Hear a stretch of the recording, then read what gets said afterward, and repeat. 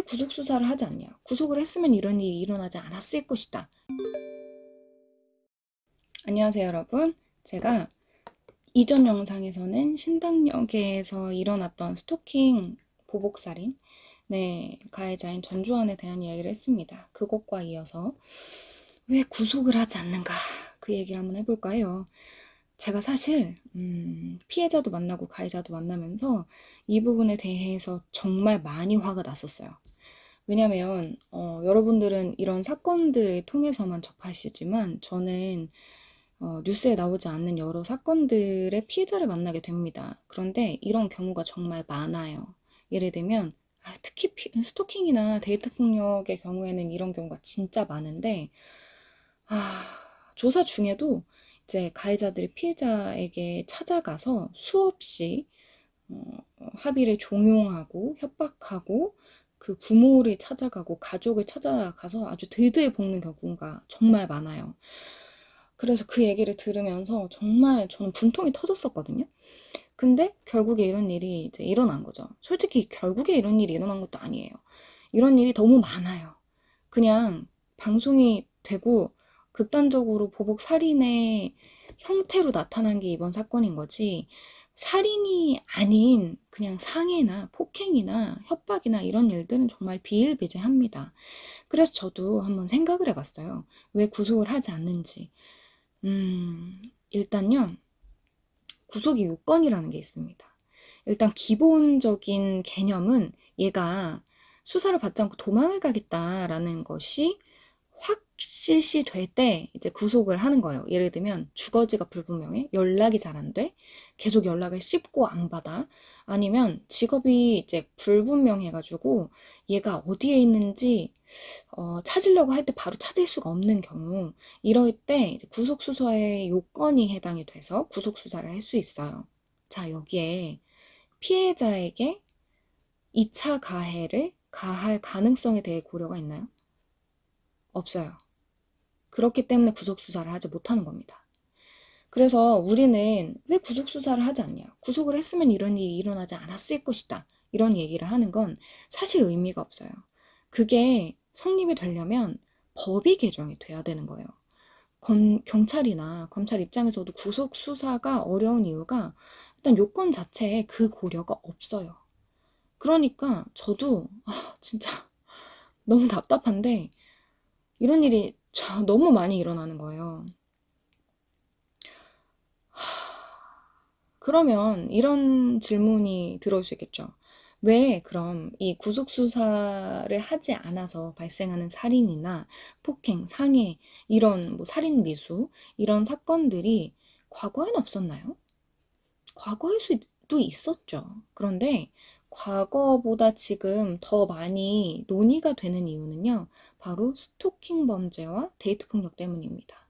과거에는 이런 사건의 빈도가 낮았을 수도 있고요. 아니면 우리의 이해가 적었을 수도 있어요. 사실 있지만 이게 데이트 폭력이나 스토킹은 다른 범죄랑은 조금 달라요.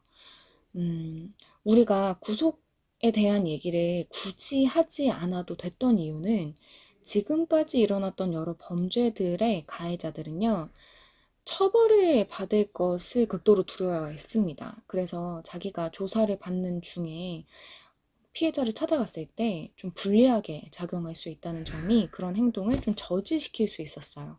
그런데 스토킹이나 묻지마 범죄, 그리고 데이트 폭력의 경우는 그럴 수가 없어. 왜 그러냐면 범죄를 저지르는 목적이라는 게 있잖아요. 그런데 그 목적이 이런 범죄는 다른 범죄들이랑 조금 달라요. 메인이 되는 건 그 피해자를 향한 집착이나 망상 혹은 통제감입니다. 그 사람을 통제하고자 하는 욕구가 메인이 되어 있어요. 그러니까 얘네들은 어떻게 생각을 하냐면 잡혀도 상관이 없어. 그냥 가서 걔한테 해를 끼치는 게 내가 처벌을 받는 것보다 훨씬 크게 원하는 건 거예요.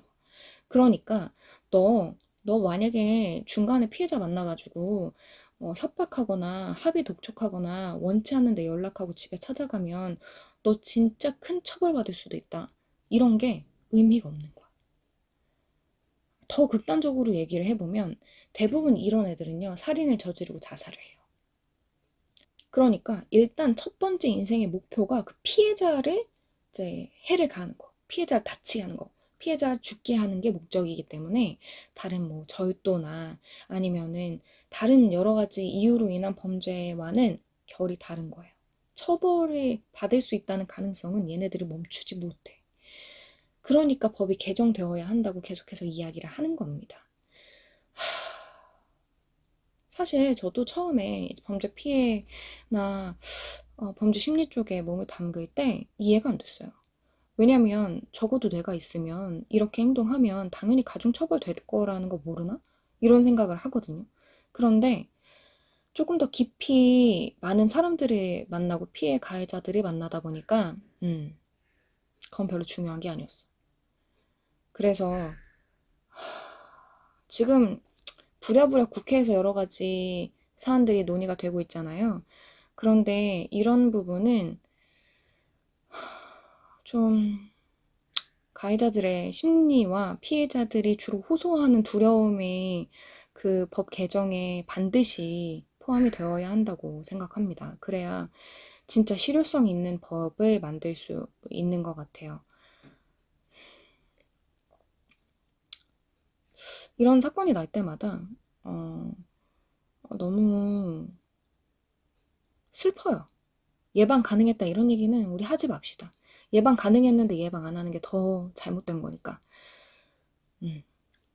이제 이런 피해가 나지 않도록 네, 목소리를 내고 법을 개정하고 제정하고 네, 피해를 좀 줄일 수 있는 노력을 했으면 좋겠어요. 네, 그러면 오늘 영상은 여기까지 하고요. 또 다른 사건이 안 났으면 좋겠는데 재밌는 얘기만 했으면 좋겠는데 일단 오늘 영상은 여기서 마쳐보도록 하겠습니다. 관련해서 이야기하고 싶은 부분이 있다면 네, 댓글 남겨주세요. 영상 시청해주셔서 감사합니다. 다음 영상에서 만날게요.